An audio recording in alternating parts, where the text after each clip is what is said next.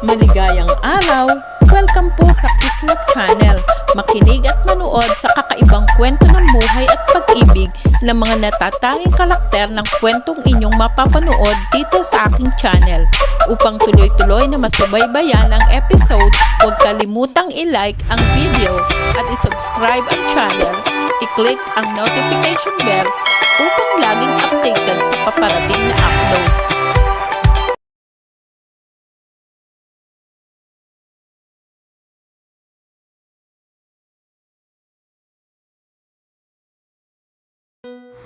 Tunghayan po natin ang chapter 5 ng ating kwentong Kapag Puso'y Nasugatan. Hindi ka ba satisfied sa huling eskwelahang pinagturuan mo? Walang balak na tanggapin ni Elizabeth ang babae, kaya lang may dala itong request ng late ng mayor.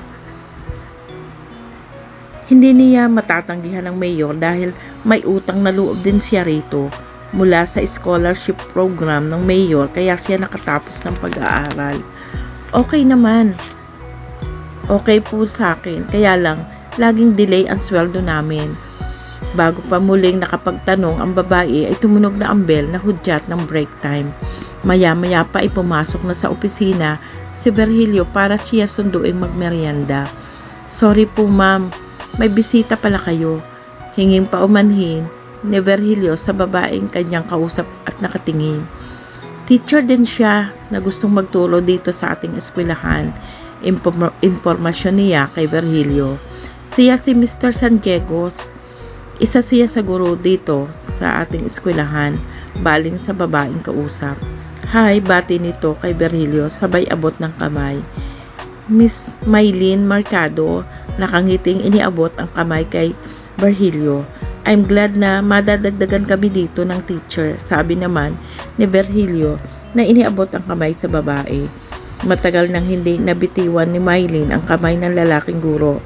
Bahagya pa siyang pinisil bago binitiwan. Mauna ka na sa kantin, Mr. San Diego, susunod na lamang ako. Pagkatapos namin mag-usap ni Miss Mercado, sabi nito kay Virgilio. Nakaramdam kasi siya ng munting selos sa pakikipagkamay nito sa babae kahit wala pa itong relasyon. Maiwan kita rito, Miss Mercado, baling ni Virgilio sa babae bago lumabas. Sige, sagot nito na hindi nawawala ang ngiti sa labi. Hindi nakaligtas sa paningin ni Elizabeth ang pagkakatingin ni Virgilio sa mapuputing hita ng babae. Kung hindi siya nagkakamali, ay may nakita itong kasiya-siya dahil pailalim ang tingin ng babae. May titirhan ka na ba dito sa Bulacan? Miss Mercado, pukaw niya sa babae na hinahabol ang tingin sa papalabas na si Virgilio. Mayroon na po ma'am, malapit sa bahay ng kaibigan ko, sagot niya. Pwede kang magsimula sa Lunes. Baka gusto mong sumabay sa pagmemerienda sa kantin, sabi niya sa babae at saka tumango na sa swivel chair. Maraming salamat po ma'am.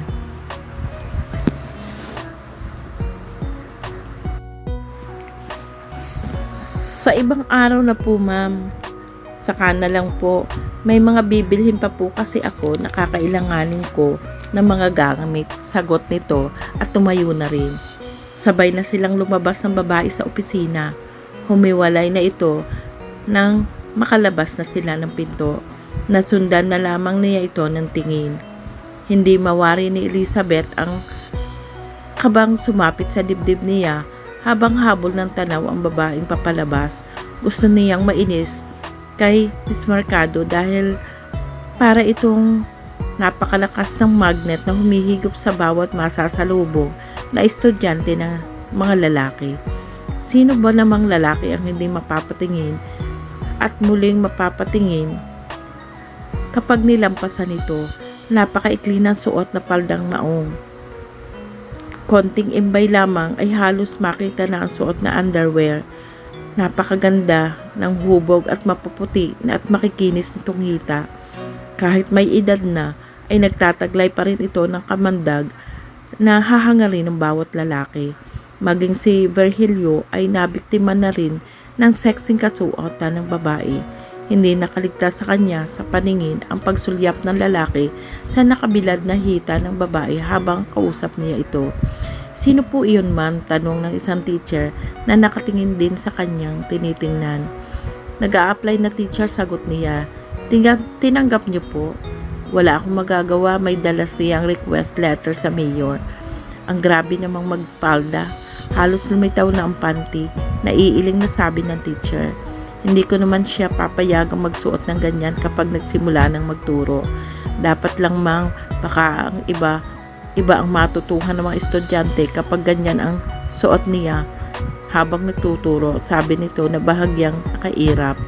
Hindi pa po kayo pupunta sa kantin? Mauna ka na, susunod na lang ako, sabi nito sa kanya at iniwan na siya nito. Parang gusto tuloy niyang pagsisihan ang pagkakatanggap dito. Baka maging sakit pa niya ng ulo ito.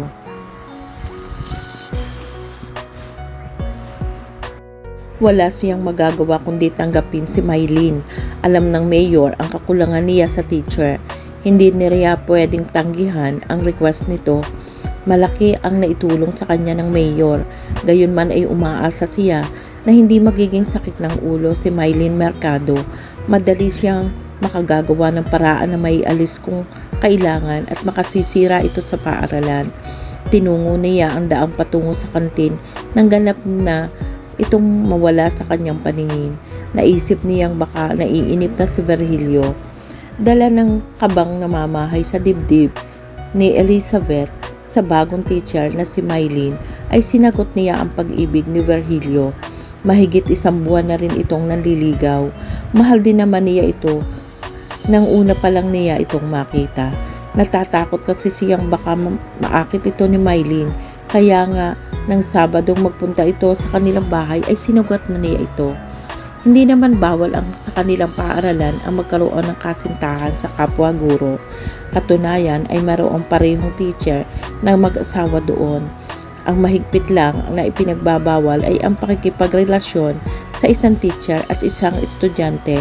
Para sa kanila ay immoral ang ganoon. Kumbaga ay para silang isang pamilya. Sila ay mga magulang ng mga anak naman ang turing nila sa mga estudyante. Iingatan mo na sana ang pag-ibig ko.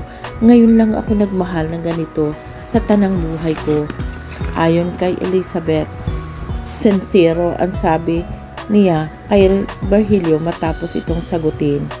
Umasa kang wala akong ibang mamahalin liban sa iyo. Ngayon lang din ako nagmahal ng totoo. Nagkaroon man ako ng kasintahan noon ay hindi ko naramdaman sa kanila ang naramdaman ko sa iyo. Punong-puno naman ang pagmamahal na sinabi niya ito. Kinuha ng lalaki ang kanyang kamay at inilagay sa kanyang dibdib. Ikaw ang una at huli kong pag-ibig sa buong katapatan namang sinabi nito. Hindi ka magsisisi sa pagtitiwala mo sa akin. Paliligayahin kita sa abot ng aking makakaya, sabi nito at saka kinintanan ng isang maikling halik. Iyon ang kauna-unahang halik niyang natikman. Tila may binuhay na kung anong bagay sa katawan niya at naramdaman niya iyon sa sandaling iyon. I love you too, sagot naman niya na bahagya ng natunaw sa halik na ibinigay ng lalaki. Saglit itong natigilan at parang natulala. Sa pagkakataong iton ay ilang sandali na naging mainit ang tagpong iyon. Samantala, ng gabing iyon ay naging opisyal na silang magkasintahan matapos selyuhan ang mahabang pag-uusap sa namagitan sa kanilang dalawa. Ano kaya kung lumabas tayo ngayon para i-celebrate ang ating pagiging magkasintahan? Linggo naman bukas wala tayong parehong gagawin, sabi ni Virgilio matapos nilang magbitiw sa isa't isa. Masyado ng gabi, kung bukas na lang, para kasing gusto ko na mag-swimming. Isama na natin sina tatay at nanay at ang mga kapatid ko. Gusto kong malaman nila na magkasintahan na tayo. Maganda ang naisip mo. Gusto ko ring malaman ng buong pamilya mo ang tungkol sa atin, sagot nito, saka muling hinawakan ang kanyang mga kamay. Magpahinga ka na para maaga tayo at makaalis na bukas, sabi niya sa kasintihan at saka muli itong ginawaran ng maikling halik.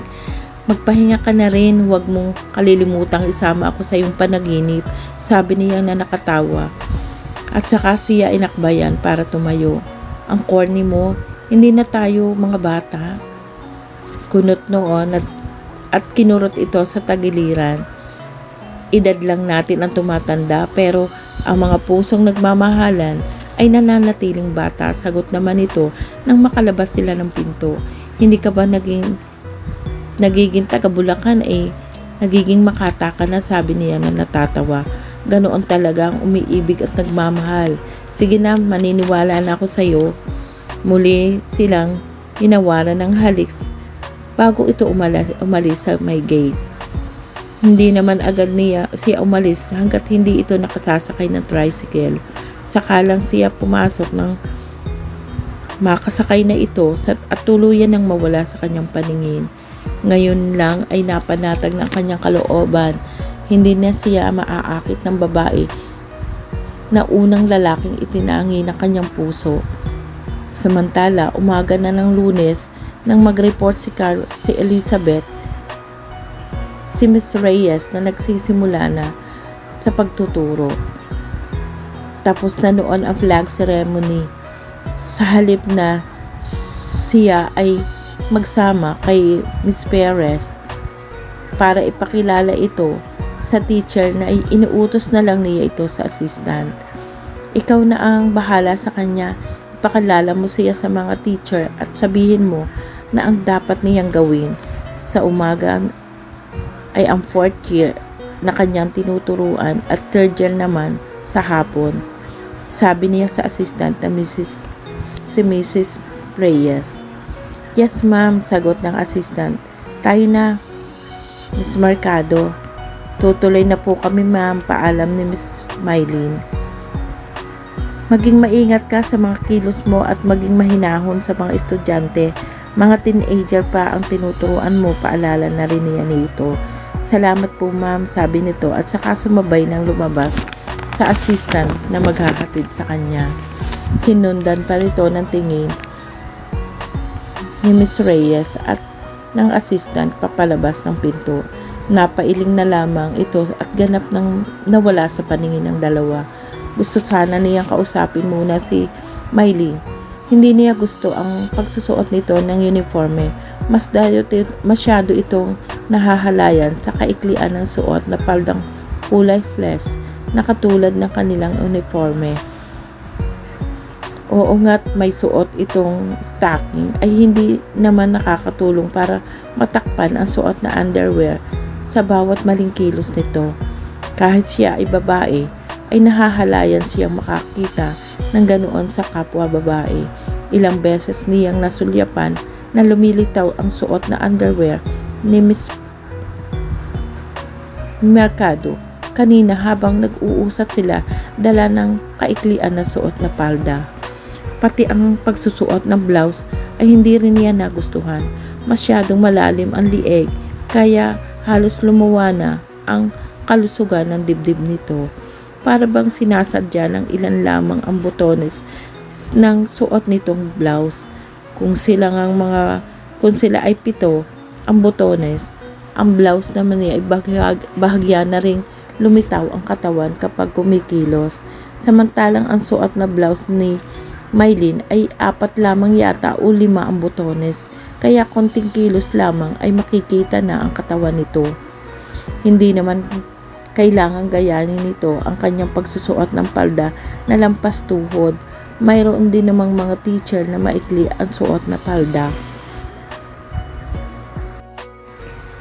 Hindi nga lamang masagwang tingnan, kahit bahagyang nakalitaw ang hita, ay mapoprotektahan pa rin ito ang itinatago kahit magkikilos kung makaupo. Nakababuga siya ng marahas. Mukhang magiging sakit ng ulo ang bagong teacher na ito. Tumayo na siya at saka lumabas ng opisina. Naisip na tingnan ang pagtuturo ni Mylene. Gusto niyang tiyakin na hindi makakaapekto sa mga estudyante ang pagsusuot nito ng uniforme tila kinulang sa tela. Samantala sa classroom na pinagtuturuan ni Mylene, matapos ang pagpapakilasan sa mga estudyante at kilalanin ang mga ito ay binigyan agad niya ng pagsusulit. Ayaw kasi niyang maistorbo sa kanyang pag-iisip. Mula pa sa kaninang flag ceremony ay nakatuon na ang isip niya kay Virgilio. Kilala na niya ito at kilala na rin siya nito. Ipinakilala nito ang principal na si Miss Lardizabal noong dalhin niya ito ng request ng mayor para sila makapagturo sa Bulacan National High School. Type niya ang katulad ni Virgilio. Handa siyang pagpapaubaya dito sakaling magkalapit silang dalawa. Hindi pa nga lamang nga nakakaisip ng paraan kung paano siya makakalapit ng lalaki. Ang tipo ni Virgilio ang gusto niyang maging asawa. Nagkaroon na rin naman siya ng kasintahan noong nag-aaral ng college. Hindi na siya basal dahil naibigay na niya ang sa kasintahan ang kanyang kalinisan. Minsan ay lumabas sila at parehong nalasing. Palibhasay nasa kainitan noon kaya madali silang nadarang. Hindi naman malalim ang pagmamahala niya ng kasintahan. Mayaman lang ito at sunod sa lahat ng bagay na maibigan.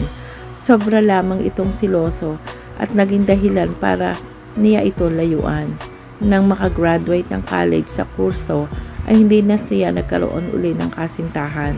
Isinubsob na kasi niya ang sarili sa pagre-review para makapasa ng board exam. Hindi pa nga lamang niya palad na makapagturo. Ilang beses niyang kumuha ng exam pero laging bigo. Pansamantala muna siyang humanap ng ibang trabaho, masuportahan ang sarili. Dayo lamang kasi siya sa Maynila, kaya nag-iisang namumuhay. Nakakita naman siya ng trabaho, hindi nga lamang maganda ang sahod. Nagtiis muna siya sa papasukang trabaho habang nagre-review. Pangarap talaga niya na magkapagturo. Napukaw ang kanyang pag-iisip na makarinig siya ng mahinang tawanan mula sa dalawang estudyanteng lalaki na nasa bandang likuran niya. Naiinis siya sa ganitong gawain nila, ganoong naaabala ang kanyang isip. What's funny? Aldrin, usig niya sa estudyante.